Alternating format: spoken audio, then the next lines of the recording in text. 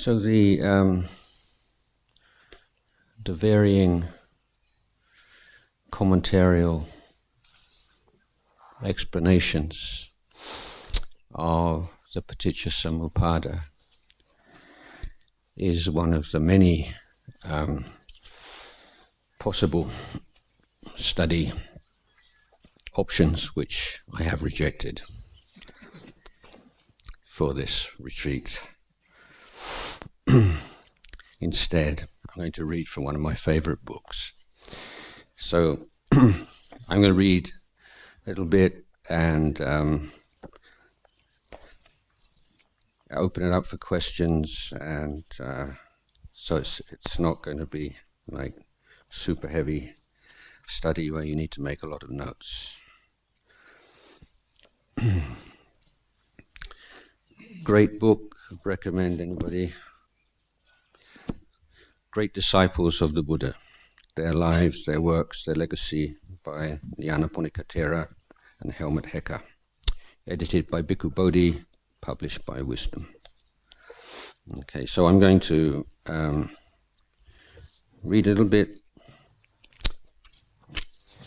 from this book, and today our topic is going to be Venerable Sariputta, the great disciple.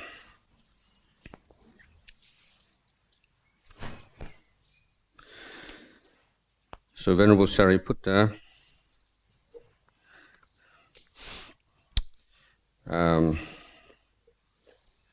yes, let me see. So his early life, there are two villages in India called Upatissa and Kolita, which are not far from the city of Rajagaha. And a woman called Rupasari, who lived in Upatissa village, conceived a child. And on the same day, at Kolita village, another woman, whose name was Mogali, also conceived. These two families were closely connected, and the two sons that were born, Rupasari's son was called Upatissa, and Mogali's child was called Kolita. And they grew up, and they were very smart and good boys, acquired mastery of various sciences. But then one day they went to a festival, hilltop festival.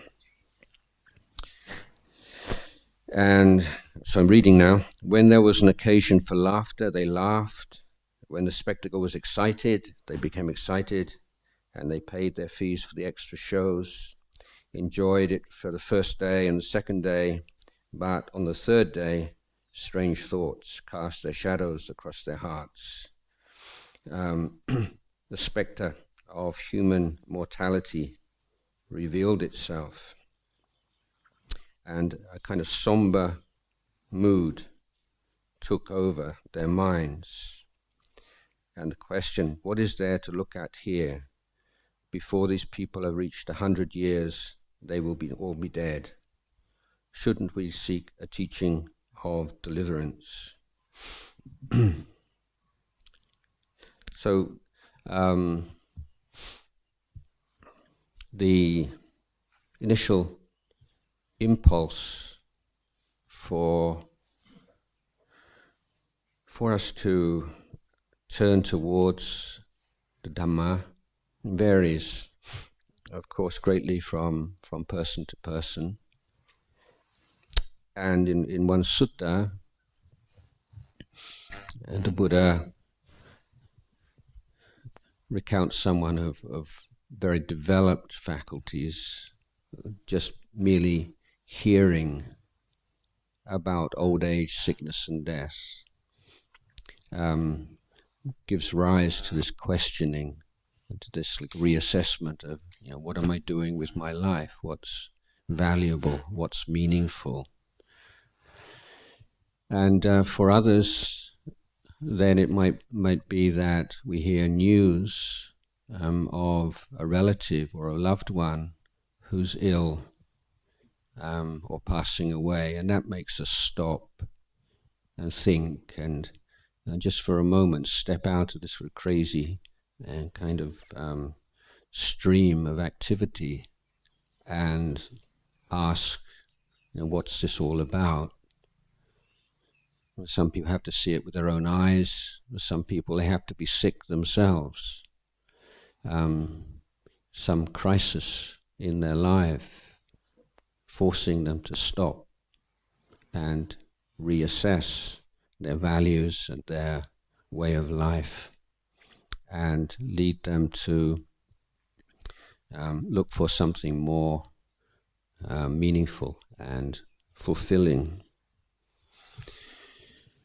So, of course, Venerable Sariputta, as Upatissa was to become, and Moggallana, as Kolita was to become, they'd obviously been accumulating parami, spiritual virtues, for many lifetimes. And so it didn't require them to have some kind of life-threatening illness or some traumatic event in their lives, just as teenagers, and this change of mood, it says, is kind of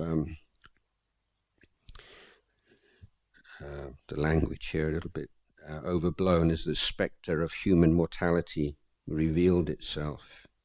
But this somber mood crystallized into a question. So I think that's a very good representation of what happens. Is this feeling of a mood coming over things that seemed so important and compelling, and suddenly you just think, what is all this?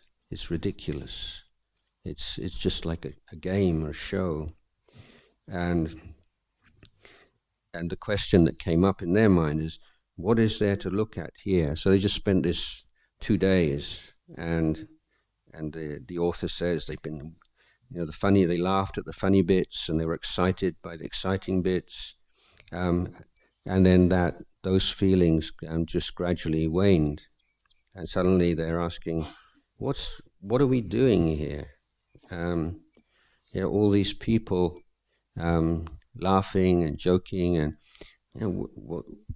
they're all going to, one day they're all going to be dead, every single person. And this, I think, is also a feature, isn't it, of Dhamma. Again, the whole essence is expressed in this word Buddha, or the awakened one, the sense of awakening from a dream. And it's not taking on some new beliefs, but it's a recognizing. So cognize is to see and to experience, to recognize, recognize. Yeah, what's really going on? So this truth, like everybody in this room, everybody in this sala, in 100 years' time, we're all going to be dead. So, I mean, of course, these days, all these possibilities with high-tech developments, but let's just assume that we're all going to be dead in 100 years, or if not, a bit longer. But how does that affect us? Well, if it's just a thought, you just, that's interesting thought, a bit depressing, pass on to something else, a bit more enjoyable and uplifting, nothing much at all. But if we are willing to hold these kinds of simple truths in our mind and just allow them to be there and allow them just to settle in to our mind, then they start to affect our values and the decisions we make and the priorities in our life. So this is what meditation or cultivation is, allowing these simple truths of life, which are not completely unfamiliar to any of us.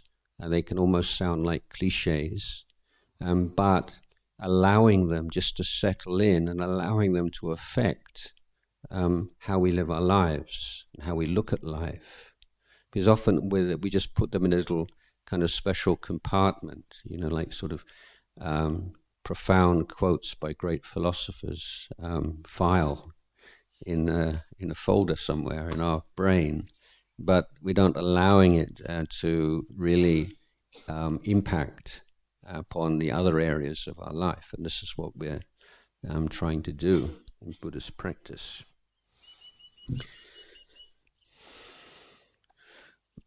This also reference to a somber mood, and there is a phrase in the Thai language which is derived from a Pali word, but it has its own kind of spin on it, if you like. And in a book, the biography of Ajahn Jayasaro that I wrote some years ago, I translate this as sober sadness.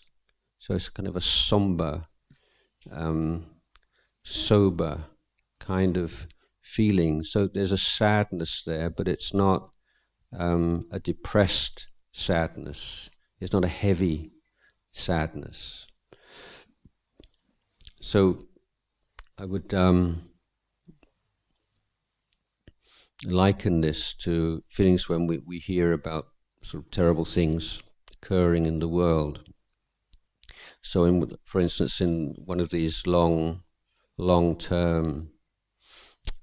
ethnic conflicts, maybe we get the news that there's been a bombing, and Group A has bombed Group B, and then we see these distressing images of children and people dead and dying, and we feel compassion for them. But then when we study the matter a little bit more deeply, find out, well, like last month, Group B bombed Group A, and then sometime before, Group A bombed Group B, and it's been going on for years and years. And each group feels justified in revenging the previous outrage by the other group.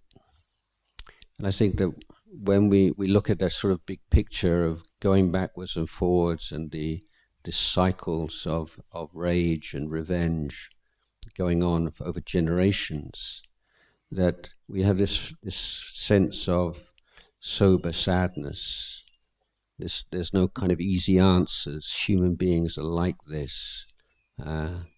Anger and grief and revenge, they're like this. This is what happens for human beings who don't know how to look after their minds in a healthy and wise way. This is what happens.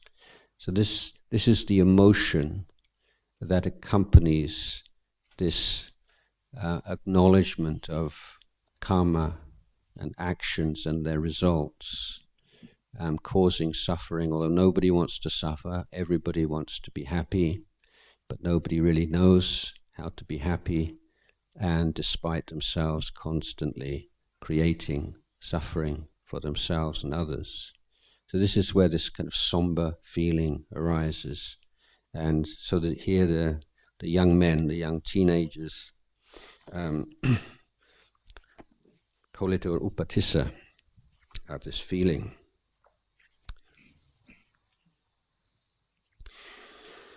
So Upatissa, who is in the future to be Sariputta, says to the future Moggallana, "My dear Kolita, I have been thinking that there's no benefit at all for us in enjoying these hollow shows.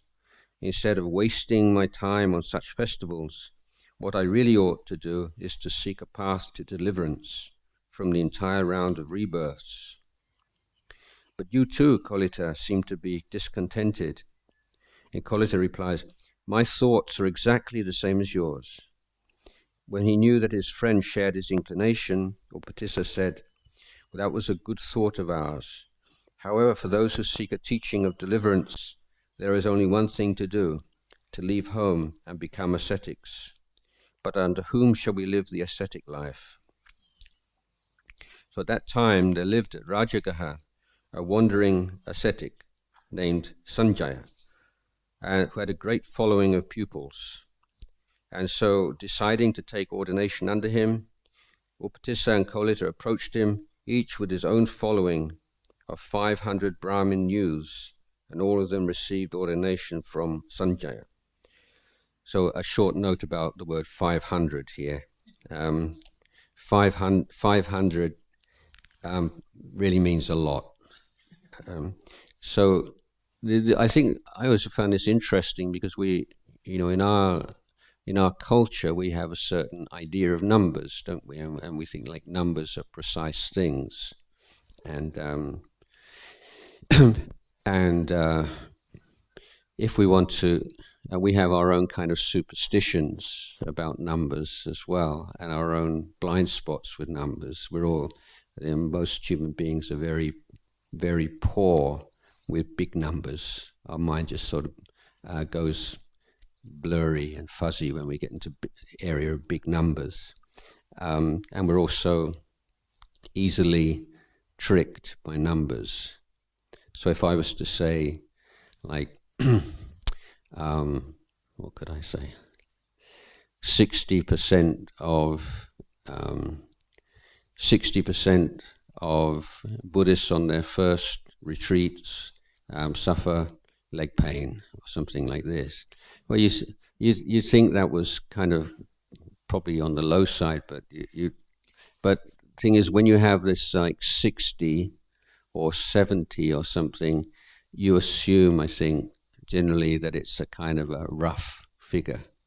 So if you want to impress somebody, you say 72.5% of people on their first, and you think, wow, that's really based on a lot of data, So we have our own superstitions around numbers, but in the Indian culture, numbers didn't play quite the same role, didn't have the same influence, and generally speaking, 500, when it appears in the suttas, means a big number, a lot.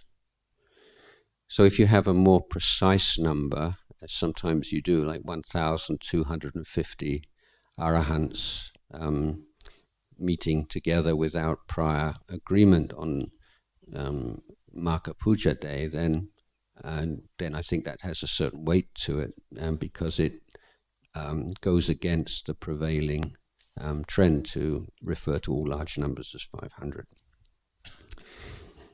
Anyway, 500 means a lot.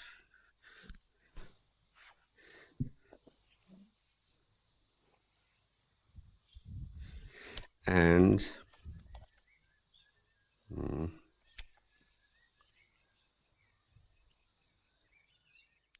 so Sanjaya he was a bit of a, he wasn't much of a teacher, to be frank, and don't want to speak ill of the dead, but he wasn't particularly inspiring teacher, and they hadn't been with him very long, and they said, is there anything more for us to learn? And Sanjaya says, no, that's it, you've got the whole thing. So they thought, well, this is a waste of time. Let's go off and look for a better teacher. We're living in India, come on, there's teachers everywhere in this country. So they set off. I'm paraphrasing here.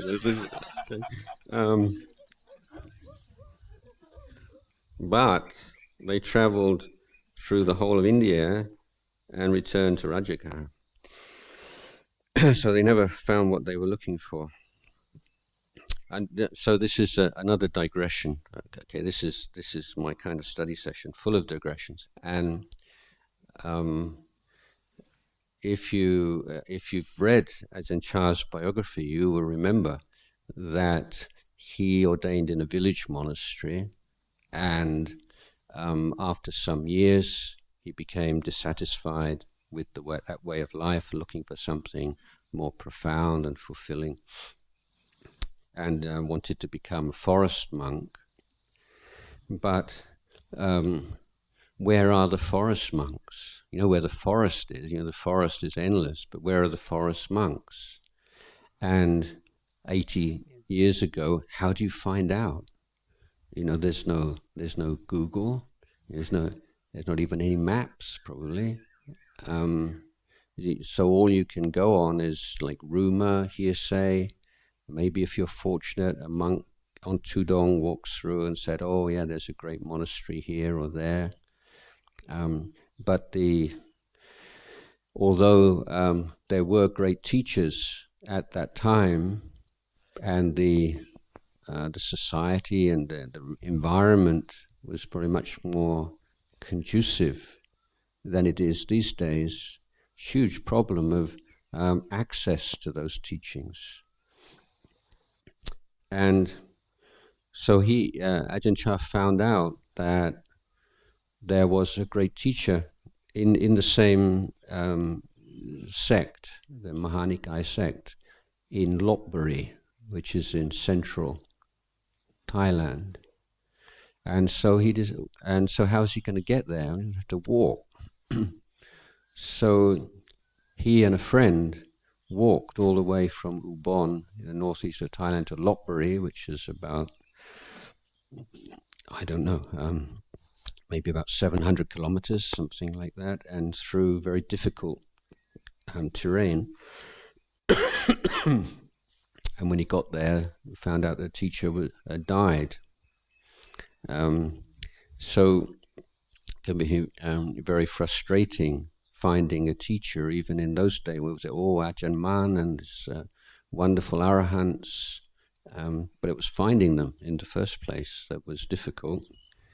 So one of the fascinating bits of information I found researching the biography of Ajahn Chah was that in a monastery just about 5 or 6 kilometers away from where Ajahn Chah spent his last rains retreat as a village monk, one of the great enlightened disciples of Ajahn Mun was spending the rains retreat. He was literally just an hour and a half walk away. And Ajahn Chah walked 700 kilometers to find another teacher because he didn't know about it. So, not surprised, even Sariputta and Moggallana walked all that way, didn't really find a teacher that inspired them. Ajahn Chah's story, for those who can't remember this bit or don't know this bit, is how while he was at this monastery in Lopburi, somebody told him about Ajahn Mun. He'd been living with Ajahn Mun. And so he walked all the way back to Ubon to visit his mum, and then he walked from Ubon up to Sakonnakorn to pay respects to Luang Pu Man. So among the so at this time the Buddha had appeared in the world, and he had promised King Bimbisara, who lived in Rajagaha, that after before he became enlightened, that when he reached his goal, he would return and teach him.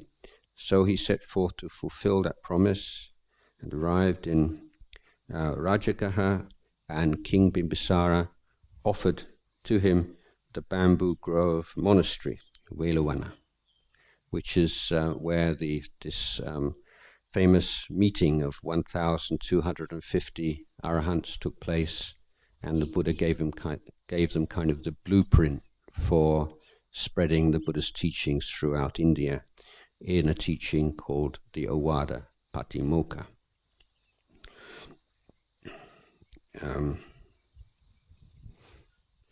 Another digression. This is about Weluwana. It's a little story about Vasakara Brahmin.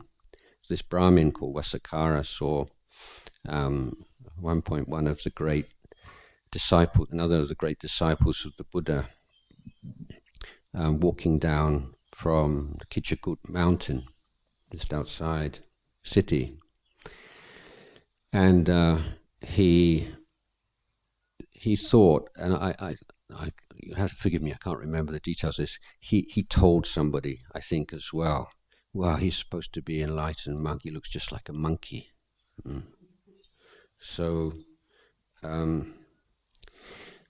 afterwards, he was, dear, I can't remember the exact details. This is some time.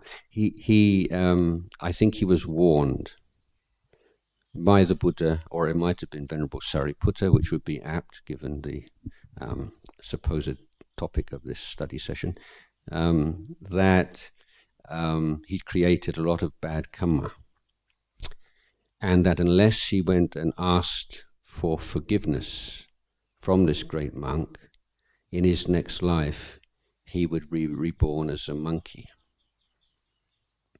So the point of this story is that this Brahmin was so conceited and so difficult for him ever to admit that he'd done anything wrong or to ask forgiveness from somebody, anybody, even an arahant, that he realized that this wasn't going to happen.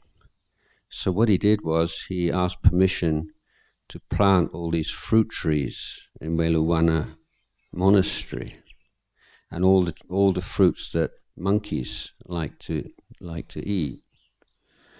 And sure enough, when he died, he was reborn as a monkey in Veluwana Ram, and he would feast on these trees that he very cleverly planted while he was still the Brahmin Vasakara, with the arrogance problem. That's a commentarial story as I remember it. Okay, back to Sariputta again. And so of the 61 arahants, one of the great ones was one of the 5 of the original, what we call Panchavaggi, it's Asaji. And one day he was walking on alms round in Virajagaha, and Upatissa saw him calmly wending his way from door to door with his bowl in hand. Struck by Asaji's dignified and serene appearance, Upatissa thought, never before have I seen such a monk. He must be one of those who are arahants, who are on the way to arahantship. Should I not approach him and question him? But then he considered, it is not the proper time for putting questions to this monk, as he is going for alms through the streets. I had better follow behind him after the manner of supplicants. And he did so. Then when the elder had finished his alms round and was seeking a quiet place to eat his meal, Upatissa spread out his own sitting cloth and offered the seat to the elder. The elder Asaji sat down and took his meal, after which Upatissa served him with water from his own water container, and in this way performed towards Asaji the duties of a pupil to a teacher. After they exchanged the usual courteous greetings, Upatissa said, serene are your features, friend. Pure and bright is your complexion. Under whom have you gone forth as an ascetic? Who is your teacher, and whose doctrine do you profess? The Venerable Asaji replied, there is, friend, a great recluse, a scion of the Sakyas, who has gone forth from the Sakya clan. I have gone forth under him, the Blessed One. That Blessed One is my teacher, and it is his Dhamma that I profess. What does the Venerable One's master teach? What does he proclaim? Questioned thus, the elder Asaji thought to himself, these wandering ascetics are opposed to the Buddha's teaching. I shall show him how profound this teaching is. So he said, I am but new to the training, friend. It is not long since I went forth from home, and I came but recently to this doctrine and discipline. I cannot explain the Dhamma in detail to you. So, first of all, this particular story was one of Ajahn Chah's absolute favorites. If you have the knowledge of Thai language and you can listen to him teach in his own words, then you'll find him retelling this story to the monks at Wat Pah Pong on many occasions, because he would be encouraging us always that, you have to practice what you preach, and actions speak louder than words. That's the gist of what he was teaching in many cases, and that the most momentous of teaching occasions and teachings are not necessarily verbal teachings, and that even as a young monk, when you go on alms round and you walk in a dignified and restrained manner, then you are spreading the teachings. Because as Buddhist monks, we are not allowed to proselytize, not allowed to be missionaries and to knock on people's doors and say, have you heard the good news about Buddhism? And have you read this book yet? And have you taken the Buddha into your heart, or something like this? There has to be an initial advance from the student. The student has to show an interest and a desire to be taught before a monk can teach. And this principle is enshrined in the formal request for Dhamma discourse. Before the monk gives a talk, then the lay people request him to give a talk. So as monks are not allowed to actively seek out people to teach, then the wearing of this robe is very important, that we don't ever take this robe off. Because when people see this robe, then they know this is a Buddhist monk. And these days this robe is known and recognized by people not only in Buddhist countries but throughout the world. And on many occasions, myself and other monks out in cities and towns will have people come up to us and say, "Oh, are you a Buddhist monk? I'm really interested. Can you tell me about this, or can you teach me meditation?" for instance. So the monks, how the monk is dressed, but in particular the monk's composure, bearing, and as Upatissa says to Asaji, your complexion is clear and bright. What practice are you following? Who is your teacher?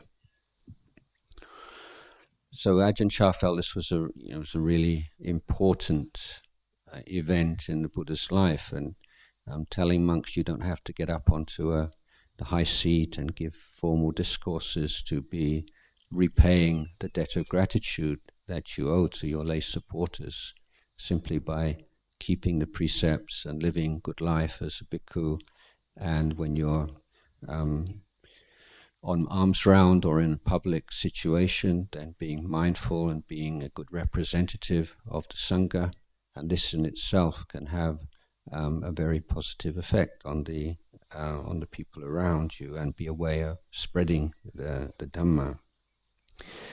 So anyway, here we have, again, it is sometimes, I think, useful and even humorous to compare the speech and the habits, and put yourself in Venerable Asaji's shoes. So Venerable Asaji had been following the Buddha throughout his period of asceticism, living an incredibly tough life for 6 years. And then, as you remember the story, the Buddha realized that the path of asceticism is a dead end, doesn't lead to true liberation. And at that time in India, the middle way of the Buddha, of course, not yet appeared in the world. And the general belief was that you had two choices in life. Presumably you're in a position where you can make choices, but either following the way of the world and enjoying what they call the pleasures of the senses, or you could follow a religious path in which you reject and try to fight against and overcome all kinds of sensual desires. And so the more extreme the ascetic practice, then the more respected that religious figures would be. So when the Bodhisattva, the Buddha-to-be, gave up these ascetic practices, having been the leader and having been acknowledged as one who was foremost in ascetic practices within that community, and given the fact that he came from a very wealthy background, he was a prince, and that unlike them, who just come from ordinary background, had given up their youth, given up their health to a certain extent in following him, now he'd given up. So the assumption is he's going to go back to the palace and just have a really easy life in the palace as he did before he left home. And so they were shocked and hurt and angry with him. But then eventually the Buddha, after the Buddha's enlightenment, he catches up with them in Sarnath and teaches the middle way. And to see the, apart from the great wisdom of the Buddha, just the sharpness of his understanding of human psychology and the best way to, explain his teaching in such a way it has maximum impact on the listener. You see this throughout his teaching career. But first, the very first occasion where the Buddha starts his discourse by saying that the path of sensuality is an empty, pointless, superficial, crude, hopeless kind of pursuit. So he's immediately dumbfounded, these 5 men who are harboring this anger against him, that believing that he's going back to this life of pleasantries and enjoyments. And the first thing he says is that that's not the path for him. So now they're at this point, putting yourself in their shoes, then you're thinking, wow, he's come to his senses. He's come back to be our leader again. But then what does the Buddha do? And the Buddha says, the path of asceticism is pointless and foolish and miserable and doesn't lead to liberation either. So their whole worldview, their whole understanding of life, which has been guiding them for the past several years, completely blown apart. Well, if you don't, there's only 2 things. There's only, well, if you're not this one, you're that one. Now you're saying that both are a waste of time. So what's left? And then they're ready, and the Buddha gives them teaching of the middle path, of the eightfold path. So quite brilliant exposition of his teachings, apart from the content, which of course is so profound. And at the end of that first sermon, then Venerable Kondanya becomes a Sotapanna. He reaches the first stage of enlightenment, and then following that, the monks are receiving more instruction, And after some days, the Buddha gives the second great discourse on anatta, not self, following which all 5 of the ascetics realize arahantship. So these 4 levels of enlightenment, which you may be familiar with, stream entry, once returner, non-returner, arahant, these, it's not that you have to go step by step, or each step takes a period of days or weeks or months.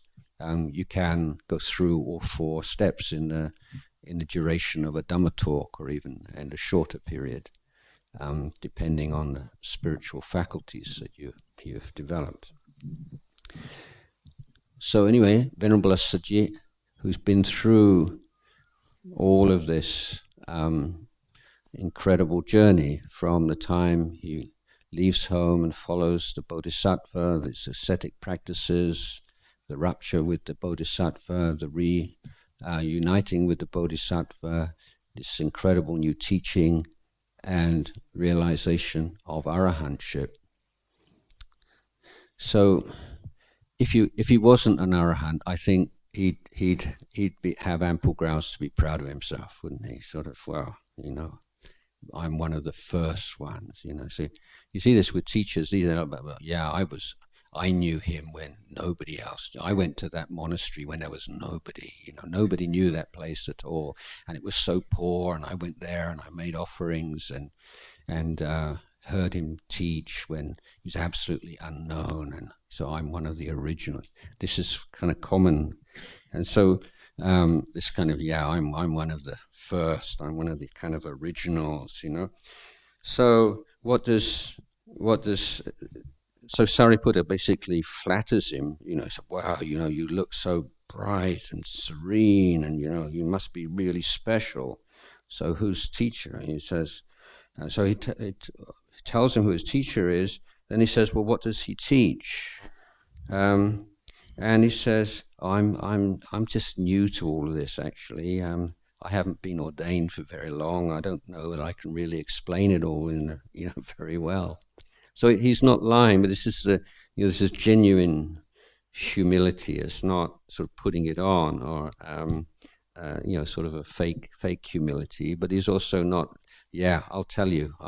You may not know this, but I'm one of his original disciples. I was with him since before he was enlightened, and I heard the first teachings. And he says, I'm just new. I can give you a kind of a summary, but you really need to go and see him yourself. So,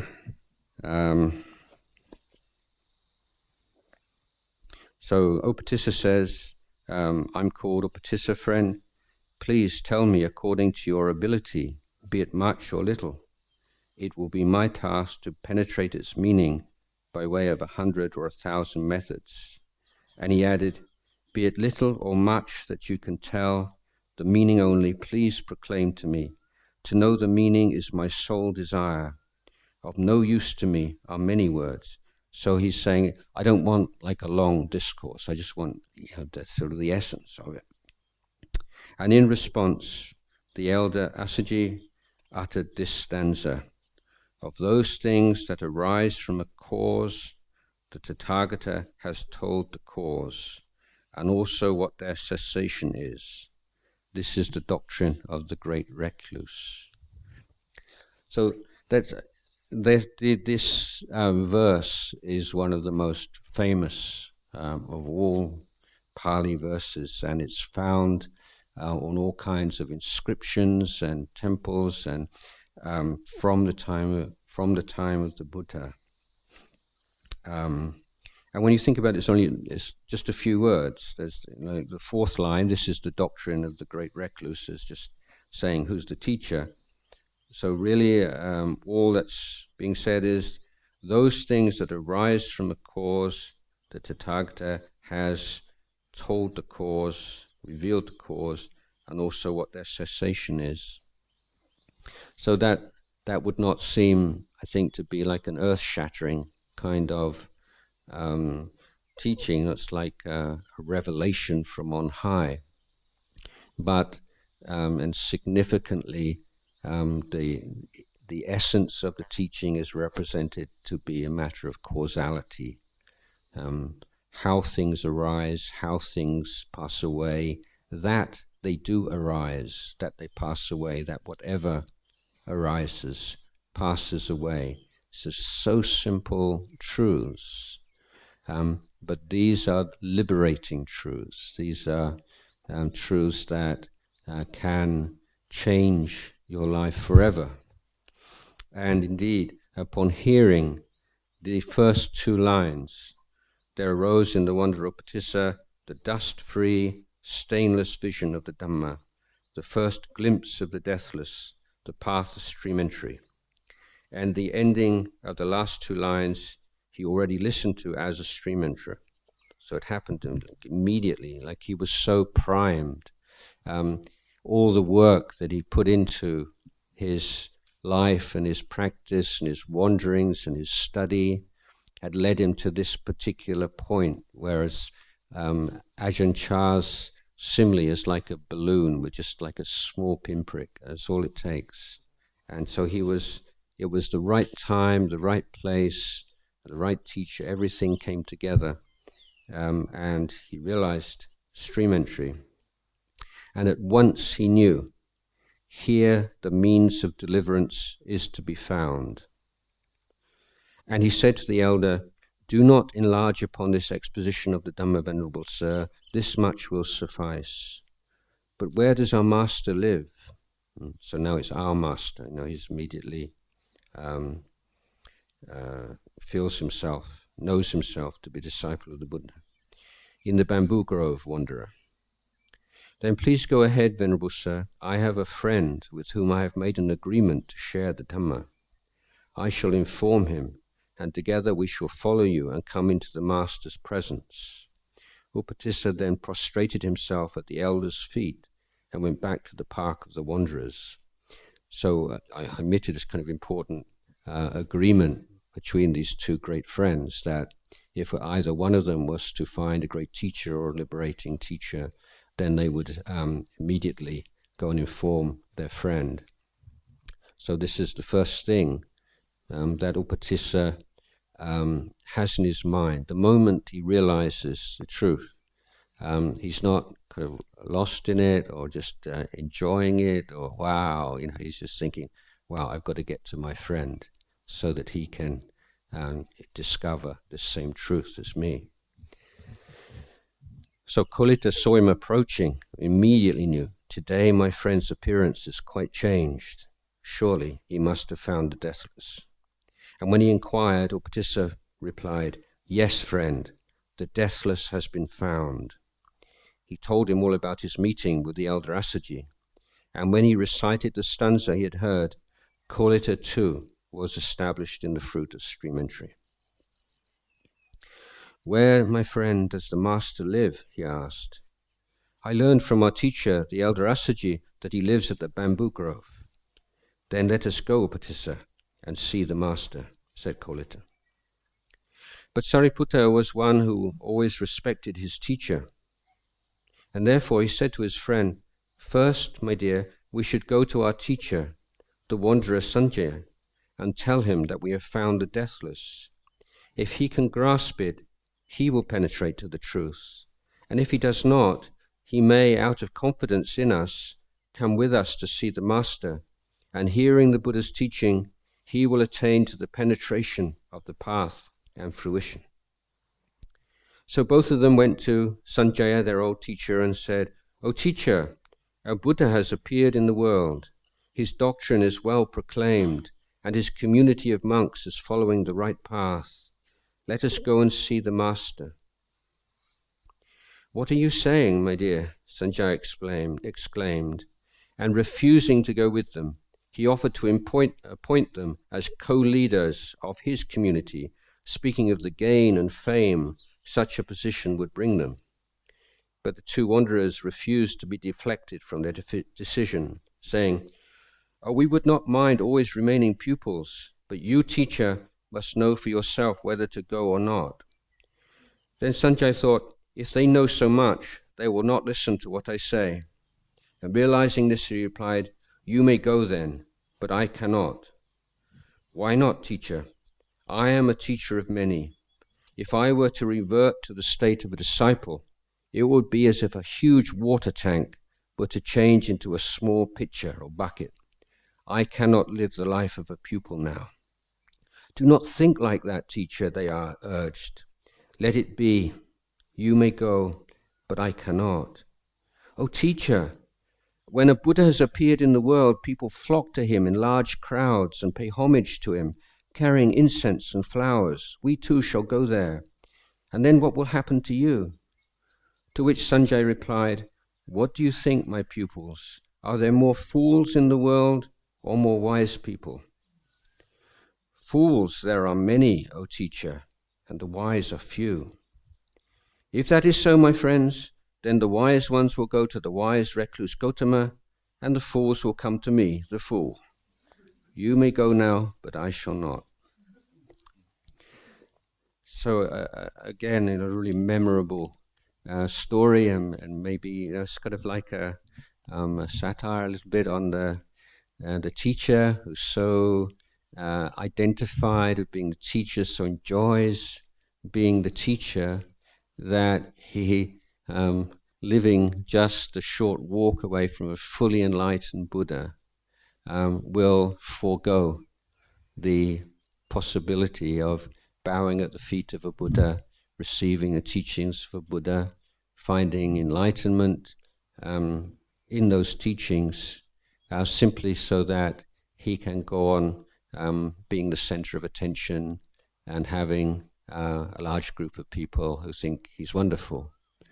So this is another one of the teachings, the stories which Ajahn Chah and many of our great masters will repeat to young monks to remind you, you in the future you may be a teacher yourself, but don't ever become so attached, don't ever enjoy it so much that it means that it's more important to you than your own spiritual progress. You're not born into the world to become a teacher of others. Primarily is to teach yourself, and that's the first priority.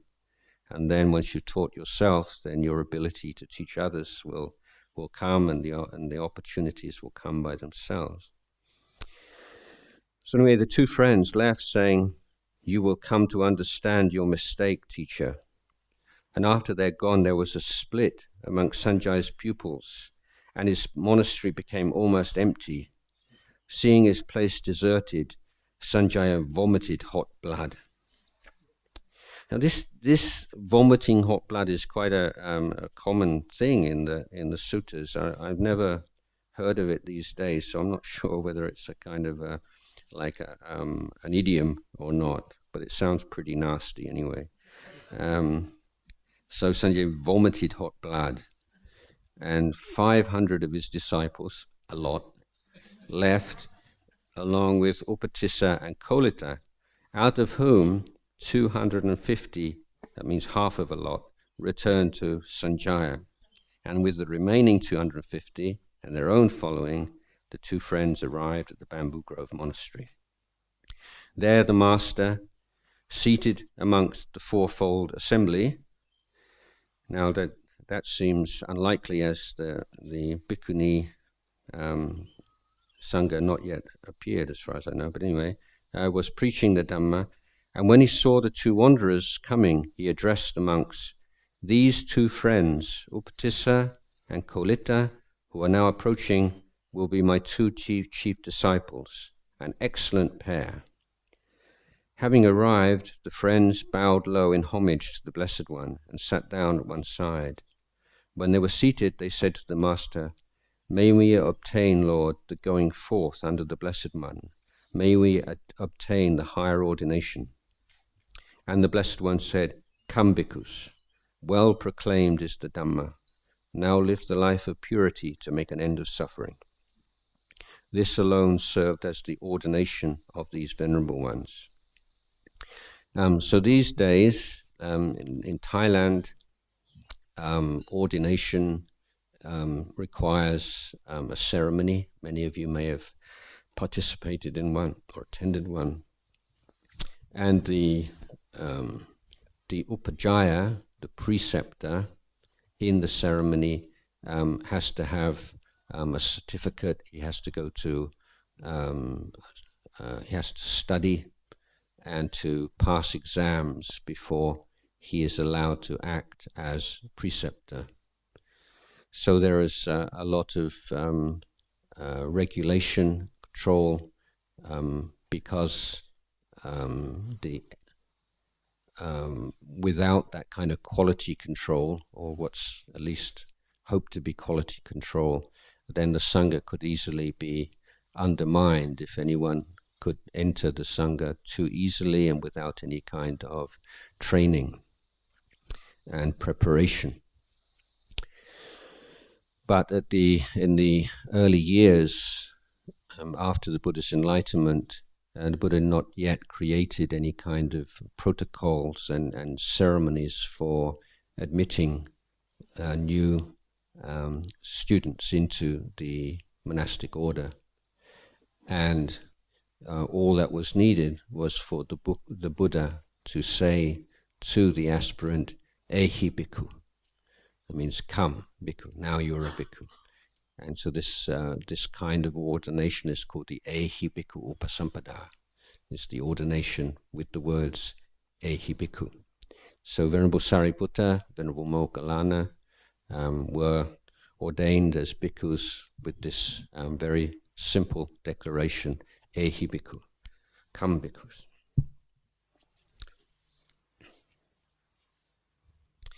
Then the master continued his discourse, taking the individual temperaments of the listeners into consideration, and with the exception of Upatissa and Kolita, all of them attained to arahantship. But then on that occasion, the two friends did not attain the higher paths and fruits. For them, a longer period of preparatory training was needed in order that they could fulfill their personal destiny, that of serving as the Blessed One's chief disciples.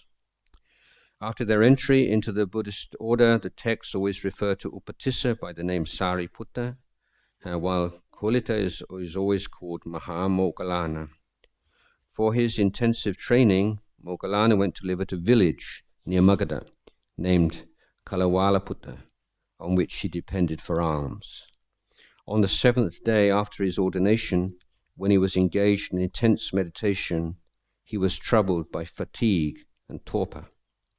But spurred on by the master, he dispelled his fatigue, and while listening to the master expound the meditation subject of the elements, he won the 3 higher paths and reached the acme of a chief disciple's perfection. But the Venerable Sariputta continued to stay near the master at a cave called the Boar's Shelter, depending on Rajagaha for his alms. Half a month after his ordination, the Blessed One gave a discourse to Sariputta's nephew, the wandering ascetic Diganaka. Diga means long and Naka means nails, so he had these really long nails, from which he derived his name. So Sariputta was standing behind the master, fanning him. While listening to the discourse and following it attentively with his mind, as though sharing the food prepared for another, Sariputta reached the acme of knowledge pertaining to disciples' perfection and attained to arahantship together with the 4 analytical knowledges, the Patisampita Jnana. His nephew, at the end of the sermon, was established in the fruit of stream entry. So there are a number of things here which maybe next time we can go into the 4 elements and the Patisampita Jnana, but we're reaching the end of this period. So I'm going to end it with a digression about fanning, because when I was a young monk then, we didn't have electricity, and of course very hot. And one of our duties as a young monk, and one that was most of us really looked forward to, was fanning the teacher. And so even with fanning, there are rules and like protocols. So I'm going to show you how you do it. See, you don't, when you fan something, you don't go like that.